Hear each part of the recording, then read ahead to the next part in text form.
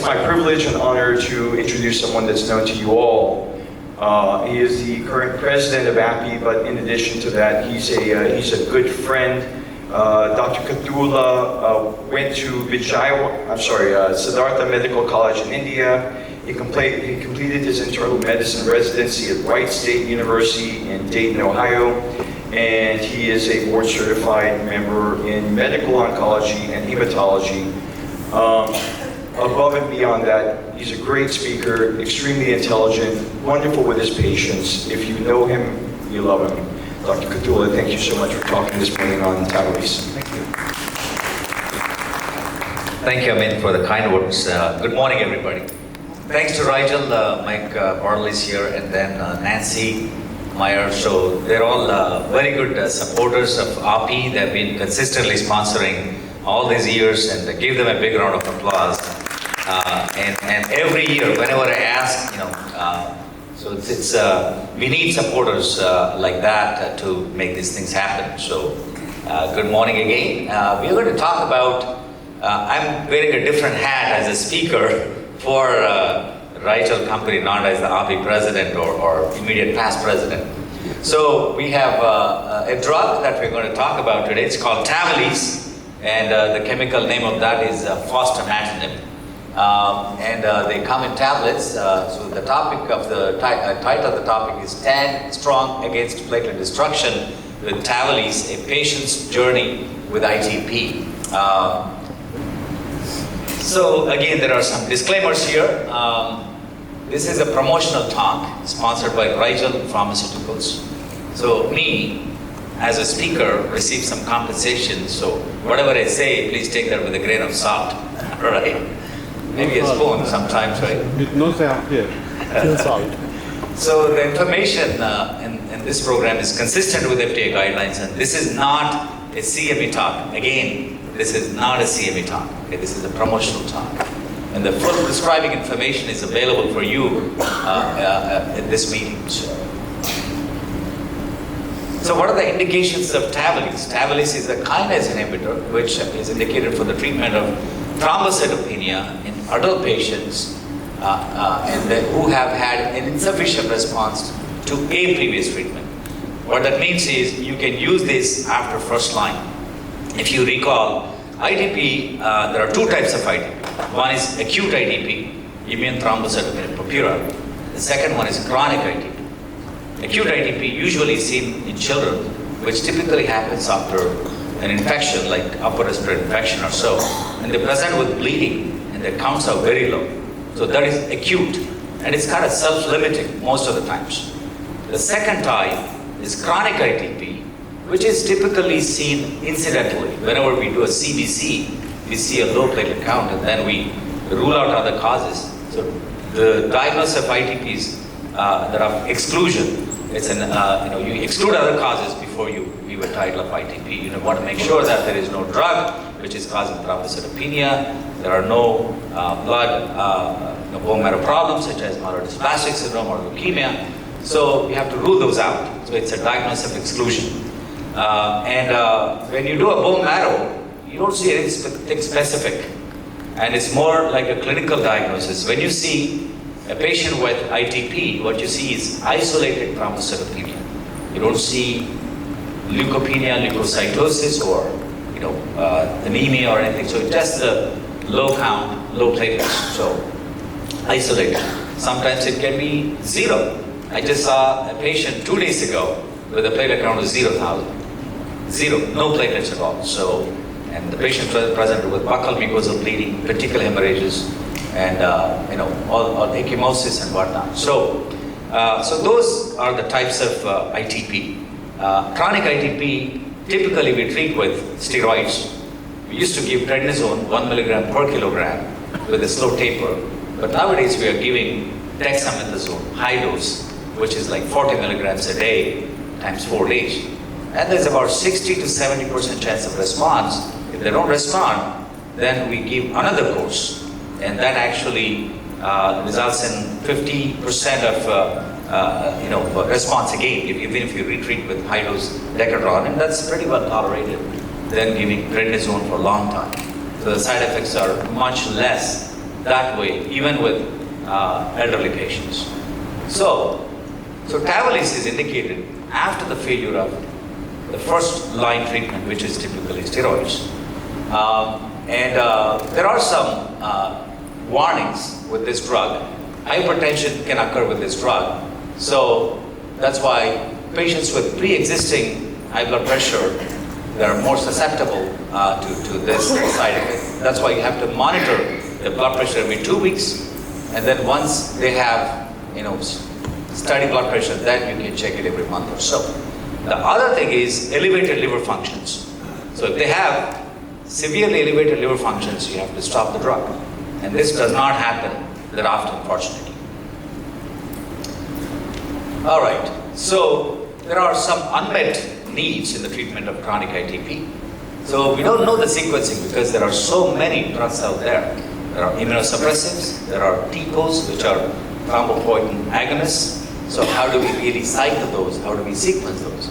So what is the response? How do you predict? How do you define response? Because in ITP, patients don't have to have platelets of like 50 or 60,000. Even with 20, 30,000, they have good hemostasis because they're all functional platelets. It's not the quality that is defective in ITP, it is the quantity. So platelets are typically low, but they do function very well. Even with a count of 10,000, they seldom bleed. So that's why, when do you want to start the treatment? That's also, we don't know when to start. I mean, as hematologists we do, but non-hematologists have some tough time. And they send to us anyway. So, and cycling. So how do we really cycle all these available treatments? So there is something called International Working Group, and they have some goals for the treatment of chronic ITP. So the treatment should be individualized, and that should be specific for the phase of the disease.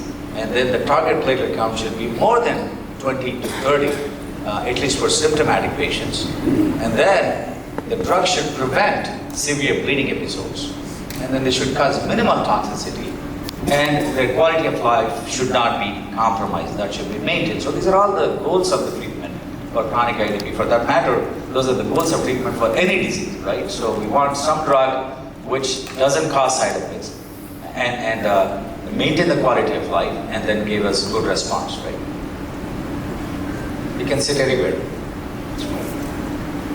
So this is International Working Group update in the treatment of chronic ITP, especially second line. And after somebody fails steroids, then you go with subsequent treatment.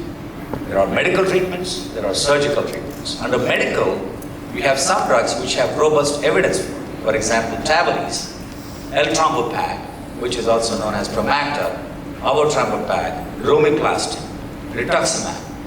The middle three are TPOs, which are thrombopoietin agonists. They increase the platelet production. And then rituximab, which is an anti-CD20 antibody that destroys the B cells, thereby it decreases the production of antibodies. So that's a non-specific treatment, but it works sometimes. But Tavalisse is something to look for, so we'll talk about that. So there are some drugs which have less robust evidence, immunosuppressives, like azathioprine, cyclophosphamide, cyclosporin, danazol, dapsone, zinc alkaloids like vincristine, vinblastine, all those things. So the hematologists in the room have used some of those before these TPOs, right? We used to use vincristine, cytoxin, all these immunosuppressives, but nobody is using them now. So we have better drugs for chronic ITP, second line treatment. So surgical treatment, splenectomy. We seldom have to send patients for splenectomy anymore because these drugs work pretty well, very well I should say, 80 to 90% of the time. So some patients still undergo splenectomy if they have refractory disease. So the splenectomy does work, but still there is 20 to 30% chance of relapse after splenectomy. And it's dramatic sometimes. As soon as you clamp the splenic artery, the platelets go up, because that's the site of destruction, right? So that sometimes it is so dramatic to see the response. So these are all the mechanisms of drugs which are used in the treatment of chronic ITP in second line. So we have corticosteroids which work with immunosuppression. And then we have anti-CD20 antibodies, which limit the platelet destruction by decreasing the immunoglobulins and the B cell production. And then they stimulate platelet production, TPOs especially. So that's the mechanism of action, the TPOs. Whereas with Tavalisse, it's a targeted mechanism. So we'll see that. So how does it work? So the big monster-looking cell, you know what that is? That's a macrophage. So the macrophage is the place where the platelets, which are coated with antibodies, are attached. And then there is an enzyme called SYK, S-Y-K, that is activated when the platelet with coated antibodies is attached to the macrophage. So the SYK, actually stimulates the downstream signaling pathways. That's how it actually does the platelet destruction. So where is the light? Right here. So this is the platelet. This is the destructive platelet because of the SYK enzyme. So let's see how this drug works. Tavalisse actually inhibits the downstream signaling that leads to the platelet destruction in ITP. So it actually inhibits the SYK, which is the important cause in ITP. That's an enzyme. And Tavalisse, its metabolite, which is R406, that inhibits SYK and that inhibits the downstream signaling, thereby it limits the platelet destruction. So what about the trials? So let's look at one trial called FIT, which is fostamatinib in ITP. And it was evaluated in short-term and long-term for efficacy, safety, and durability of response. And there were 150 patients which were randomized 2-to-1. And the key eligibility criteria, they were supposed to be more than 18 years of age with persistent chronic ITP, 3 or more months past diagnosis. And the average count should have been less than 30,000 over the past 3 months. And then there was supposed to be an insufficient response to at least one treatment, first line, such as steroids. And then they actually looked at 2 endpoints, primary endpoint and post hoc endpoint. The primary endpoint was stable response, what they call. That is the platelet count of more than 50,000 on at least 4 of 6 visits. They're coming every 2 weeks. If they had stable platelets more than 50,000 on 4 occasions, that was called stable response. And overall response was defined as more than 50,000 of count on at least 1 or more check-ins without the need for another treatment, rescue treatments. So those were the definitions. So what kind of patients were included in these trials? The median age was 54 years. Median time since diagnosis was 8.5 years. So this is all chronic patients. Median time from diagnosis 8.5 years. So these were heavily pre-treated patients. Not only second line, but also they were given several lines of treatment before they went on this drug. So females were more, 61%, but 39% were males. Because ITP is an immune disease, the immune problems are more common in women than in men. So that goes along with that. And the median baseline count was only 16,000. So that was low. And about half the patients had less than 50,000 platelets. And chronic ITP was 93%. And there were some patients which were, wrongly labeled probably. That's why by definition, 93% were chronic ITP patients. And look at the number of treatments that they received. The median number of prior therapies was 4. 4 treatments they received, median number. Corticosteroids were used in all of them, almost. Immunoglobulins, about half of them. TPOs, half of them. Immunosuppressants, about 44%. Splenectomy was done in 1/3 of patients. Rituximab, 1/3. So these were all patients who were treated with all those agents. So what about the response? The stable response was seen in 17%, whereas 2% was seen with placebo. And then overall response with a median baseline platelet count of 49,000 was seen in 43%, whereas with placebo it was only 40%. So it did work significantly, and those are all statistically significant numbers. And the median time to first response was about 2 weeks. So you have to use this drug at least for 2 weeks to see the response. But when you're starting this, you have to actually use it for 12 weeks to say that it's not working. So 12 weeks is the time when you have to stop it if there is no clinical benefit. And what about the type of patients who responded to this drug? Pretty much everybody, regardless of whether they received rituximab, whether they underwent splenectomy, whether they received TPOs, everybody responded to this drug. So, response to Tavalisse was seen in all patients across all lines of therapy, most of the patients. So, if they were given this as second line, 78% had more than 50,000 count, 94% had more than 30,000 count. So, that's a very significant response. Almost all of them responded. So, third line, if you use it as third line, 64% more than 50,000, 86% more than 30,000. Fourth line, and all lines of therapy, around 50% more than 50,000 platelet count, and 60 to 70% more than 30,000. So it did not matter where it was used. The response was seen across all lines of treatment. But if you notice here, if they were given this drug as a second line, they had a better response. So it is better to use it sooner in the course than later. But that part is not chosen. All right, so this is the durability of the response, and if you look at that, the 5-year efficacy analysis, and the orange line is patients who had overall response, which was more than 50,000.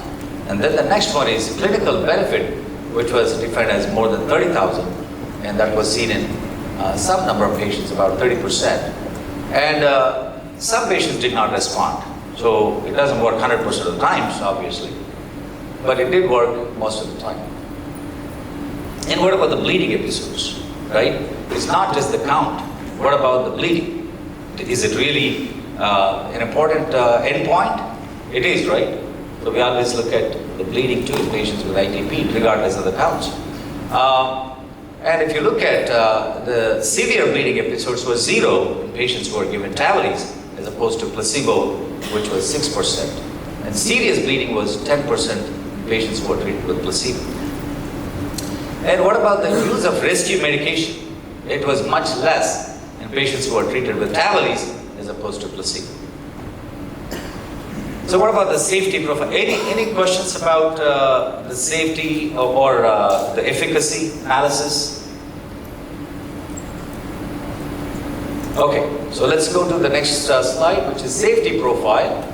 So diarrhea was seen in about 34% or 36%, 17 mild, 17% moderate, 2% severe. Hypertension was mostly mild to moderate, 12% and 10%, and severe was only 1%. Nausea, epistaxis, petechiae. Again, nausea, when you were in pharmacology, nausea was, when you say, when my professor used to ask, what is the side effect of a drug? I would say nausea, and I would be right 100% of the time, right? Nausea is so common with so many drugs. So, and epistaxis petechiae, we don't know whether that's from the disease or from the treatment. So it's hard to say. Then some patients had headache, upper respiratory infections, dizziness, not much, not severe, mostly mild to moderate. So what about the thrombotic episodes? We always worry about the thrombotic episodes with these ITP drugs because they are producing platelets or they are stopping destruction. Does it cause the CVA or any thromboembolic disease? In fact, only one patient in the trial had minor thromboembolic episode, but that was felt to be due to some other cause, not due to this drug. So even with TPOs, it is not as much as people think. And there's also another concern about bone marrow fibrosis, and that was not seen with this drug. So what is the recommended dosing or administration for Tavalisse, right? So you initiate Tavalisse at 100 BID, and then you wait for 4 weeks. If there is no response, you increase the drug to 150 twice a day. And then you maintain that until 12 weeks. And then that's when you evaluate. If there is good response, you continue. If there is no response, you stop it. So basically you have to stop the drug after 12 weeks. You have to use it for 12 weeks to say that it's not working. So 88% of the patients in these studies were maintained at 150 milligrams BID dosing. So I have several patients who actually maintain a good response even at 100 BID. I do have a patient who is 450 pounds, but she's still on 100 BID, and she still has good counts like 100, 120,000. So if a dose is missed, the next dose should be taken at a regularly scheduled time. They cannot really double dose if they miss something like any other drug. So you have to check their CBCs to look at their platelets and neutrophils, because there is about 6% chance of neutropenia with 1% chance of febrile neutropenia. So most of the patients, even with neutropenia, do not have infections. And then check their LFTs, baseline plus monthly monitoring. Blood pressure, you check every 2 weeks until a stable dose is reached. And then you check every month after that. So these are all the drug doses, just like I mentioned. 150 BID, or you can give 100 BID, or if a patient is having side effects, then you can use 150 once a day or 100 milligrams once a day. But the label says you have to start with 100 BID. If they're not responding, then you increase to 150 BID. So what is the response pattern? So you start with 100 BID and they have good early onset response, and that sustains. And then you have 100 BID dosing, it goes up and then it goes down, and then it goes up again. So let me share a story with you. I have a patient, just I mentioned, the 450 pound patient. She came in with platelets of 2,000, and she was bleeding through her nose, buccal mucosa bleeding, petechial hemorrhages. Then we gave her dexamethasone, 40 milligrams for 4 days, and she had some response, like 20, 25,000. Then the count went down again to 5,000. So we gave her the treatment again, the second course of dexamethasone again. So she had some response, but again it was kind of going down to like 13, 14,000, and that's when we started her on Tavalisse as second line. And the response was good, 40, 50,000. We were happy with that. And then after a few days, or a few weeks, she comes back to the ED with more bleeding, and her platelets were again undetectable, 0. And at that time, I went with my fellow to examine the patient in the ER. She was coughing. It was 2021 or 2020, the peak COVID time. So I said, why don't we get a COVID test? So sure enough, she was COVID positive. And at that time, we gave her another course of dexamethasone, because we didn't want to give rituximab because it's not a good thing. It suppresses your B cells and the immunity goes down. And those patients have severe infections. So that's why we didn't want to give rituximab. That we started her on 100 BID of Tavalisse. And then it went up. And it is still up after 5 years. I just saw her counts were like 95,000 or something like that. So she did very well with that, with 0 side effects, no diarrhea, no nausea, no bleeding, nothing.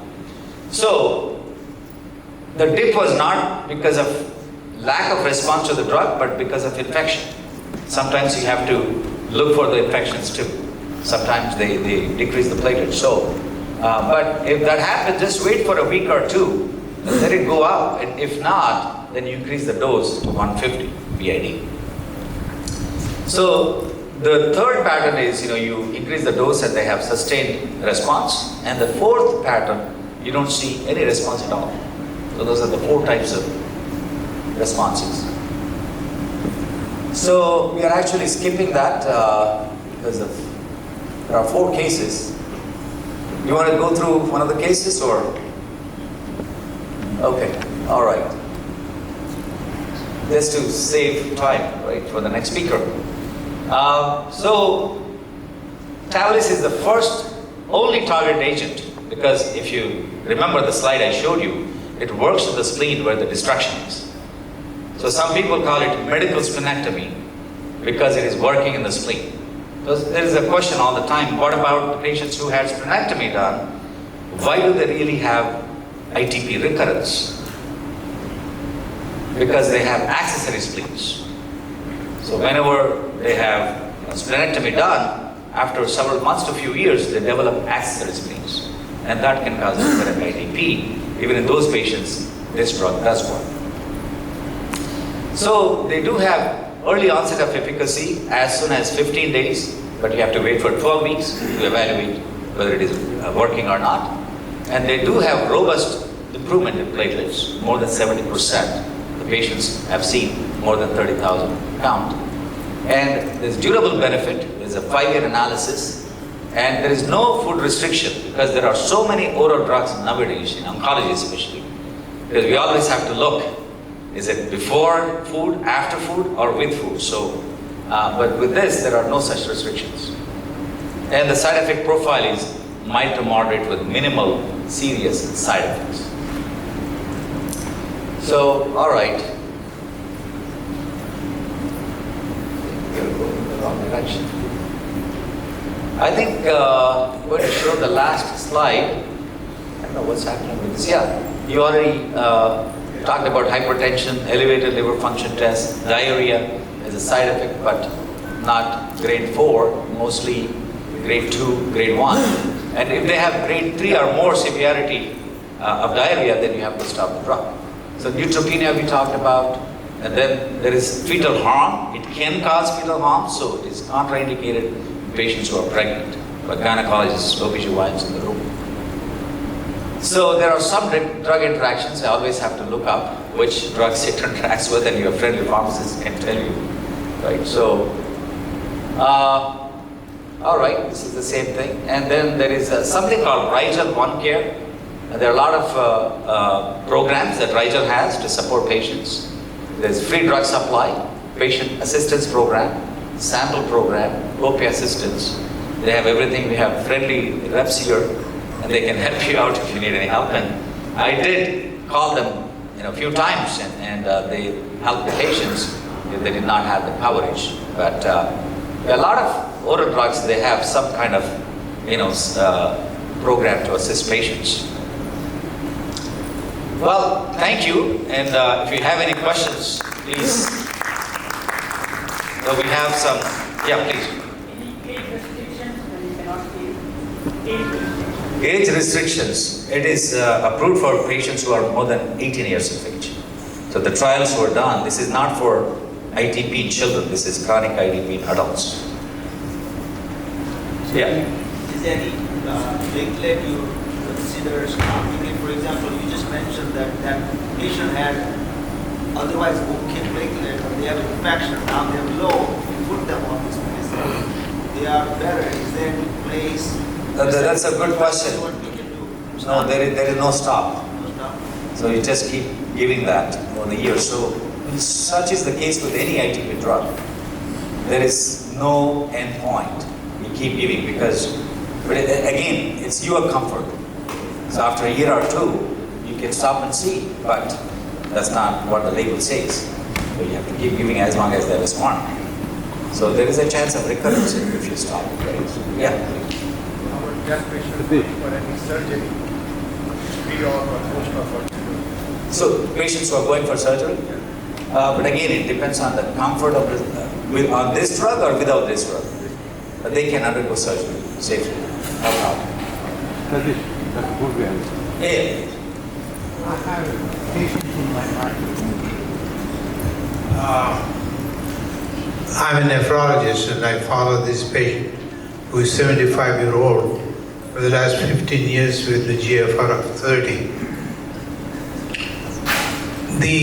His platelet count is always 20 to 30,000.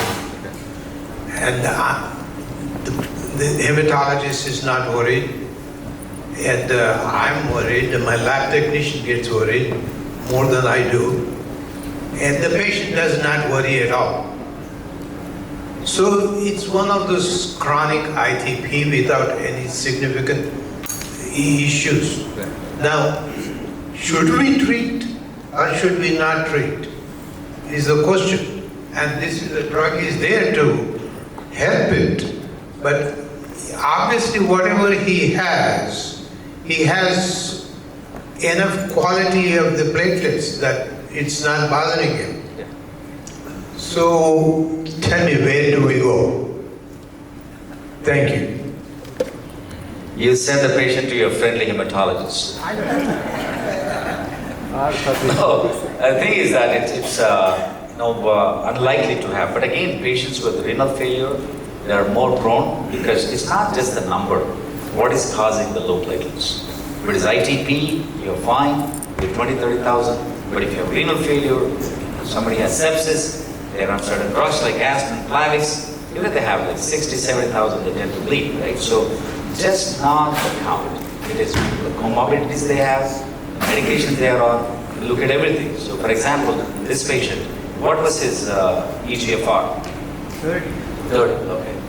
So, I mean, uremia is not good for platelet function. So sometimes they don't have good function, right? So if he's not bleeding, I would not worry too much. So 20 to 30,000, even with EGFR of 30, no bleeding, just keep watching.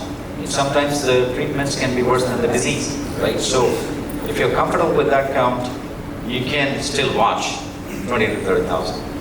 So, but if patient has any bleeding or if he or you don't feel comfortable, you can start steroids as a first course of action, first course of treatment.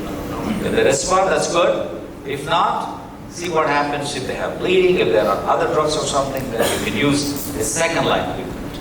Avalene or other drugs.